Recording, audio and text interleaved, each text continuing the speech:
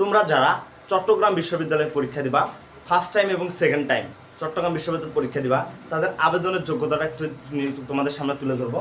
যে চট্টগ্রাম বিশ্ববিদ্যালয়ে আবেদনের যোগ্যতা হচ্ছে এ ইউনিট হচ্ছে বিজ্ঞান বিভাগ। এই ইউনিটে চট্টগ্রাম বিশ্ববিদ্যালয়ে আবেদনের যোগ্যতা এসএসসি এবং এইচএসসি মিলে কত 8.25।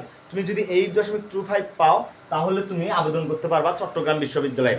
এরপর দেখো বি ইউনিট, যেটা মানবিক বিভাগ, এই বি ইউনিটে আবেদনের যোগ্যতা হচ্ছে এসএসসি এবং এইচএসসি মিলে 7.00 যদি হয় তাহলে তুমি চট্টগ্রাম বিশ্ববিদ্যালয়ে আবেদন করতে পারবা। এবং সি ইউনিটে দেখো এসএসসি এবং এইচএসসি মিলে যদি 8.00 পাও তাহলে তুমি চট্টগ্রাম বিশ্ববিদ্যালয়ে আবেদন করতে পারবা ভাইয়া।